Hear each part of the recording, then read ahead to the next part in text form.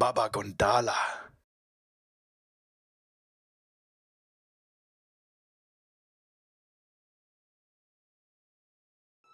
In Hollow Knight, you play as this quirky little guy. He doesn't really have a name, so people just call him the Knight. He's out on an adventure to do, well, he doesn't really know yet. As you progress through the game, you traverse through caverns, forgotten by all, dense, foliaged areas where anything could be waiting in the grass. But I'm getting a little bit ahead of myself. Right after traversing through King's Pass, a tutorial of sorts, you find yourself in Dirtmouth. In this place, you could talk to the locals, but no one likes to do that because Elderbug is a bozo. We find ourselves with only one way out, a deep well. As we take the fall, we find ourselves in a set of forgotten crossroads. Here we find our first major encounter of the game, False Knight. It is a battle with many perils ahead. We may fail, but wait, what is he doing? He just kind of left. Okay. After that encounter, we can collect our first spell, the Vengeful Spirit. This conjures a magic, skull-like fireball that shoots forward, damaging any enemies in its path. With this spell, we can now brutally befriend a bug that is blocking the way to Green Path. This is where we are following someone named Hornet. After carefully traversing through the deadly plants, giant bugs, and some guy named Zote for some reason, we find ourselves in a battle with Hornet. But because we are so goated, we obviously win. This grants us the Mothwing Cloak, allowing us to dash and reach new areas previously unreachable. Now that we have obtained the Mothwing Cloak, the next step on our journey is the Mantis Village. Using the dash that we just obtained, it allows us to get over deadly acid into the fungal waste where the village is located. On our way, we need to obliterate some unnecessarily aggressive mantises. Once we enter the city, we can obtain the Mantis Claws. This allows us to get a staple of games with any form of platform, wall jumping. Optionally, you can beat up their leaders to unlock an entrance to Deepnest, an area that we will need access to later.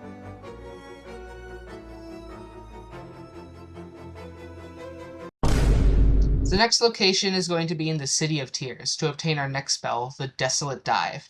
This both provides a good damage and allows us to break cracked floors. However, we need to go back and defeat the False Knight we skipped earlier. I'm gonna step on the gas and be a lover. I'll be so quick as a flash. I'll be your hero. I'm gonna run as a flash to be the winner. I'm gonna step on the gas and save the big show. This gives us the City Crest, which allows us to enter the City of Tears, which some call the Heart of Hallownest. We can now head over to the Soul Sanctum and eliminate the Soul Master on your first try, clearly. Anyway, he possesses the Desolate Dive spell, which will be useful for collecting our next major ability.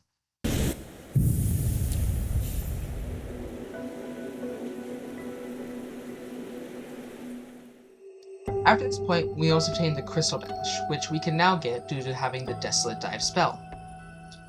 To get to this item, we must traverse through difficult platforming sections in the Crystal Peaks. Once we have this item, we can use something called the Crystal Dash, a large dash that can cross infinitely large gaps. This gives us access to significantly more locations in the game. Before progressing further, we must get an item that is crucial to the game, the Dream Nail. It allows a player to interact with certain characters or objects to enter the Dream Realm, or causes certain events to occur. To get this item, we must go to the Resting Grounds. This is where we can enter a Dream Realm and beat up some weird glowy guy that just kind of gives us the Dream Nail for some reason. The second to last mobility item on our list is the Monarch Wings. To obtain these, we must head over to Deepnest, an area we unlock by defeating the Mantis Lords. Here we can get a tram pass and go to the Ancient Basin. We can then fight the Lost Kin, which is guarding the wings. They allow us to double jump, giving us great vertical mobility. These will be needed later to reach important areas of the game. Now for the last mobility item we have on our list, Isthmus Tear. This is in the Royal Waterways, a place accessible through the City of Tears. This, similar to Crystal Heart, simply involves going through a platforming section. The tier allows us to traverse safely through acid, and similar to the Monarch Wings, these are going to be needed later to reach an important area of the game. One optional thing you can also get is the last spell in the game, the Howling Wraiths. To get this spell, you must first go through the Queen's Gardens into Fog Canyon and go to the Overgrown Mound, where you collect the spell next to the Shell Salmon. This is a vertical spell that attacks enemies above you. After getting all those items that both unlock locations and makes fights significantly easier, there are 3 locations we can now go to, of which to collect the Dreamers. These open up the Black Egg, where the final boss of the game is located. You could go into the City of Tears to fight the beetle-like creatures known as the Watcher Knights to get Lurien.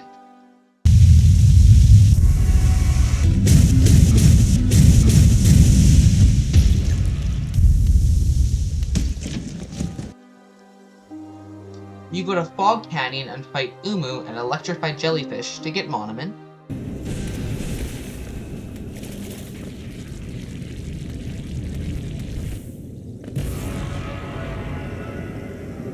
Or you can go to Beast Den and Deepness to get Hera.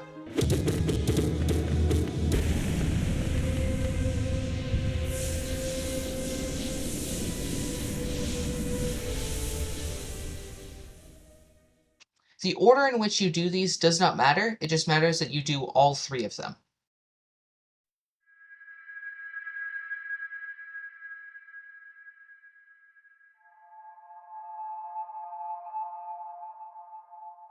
After successfully fighting all the boss's enemies guarding the Dreamers and laying them to rest, the Black Egg will finally open. This is where the player can fight the Hollow Knight, not to confuse with the player, the Knight. The Hollow Knight is where the source of the infection is currently stored, a disease plaguing many areas of Hallownest. This fight is quite a difficult one, and doesn't compare to much that we've fought so far. After we succeed in beating the Hollow Knight, we seal the infection within the Knight, ending the game.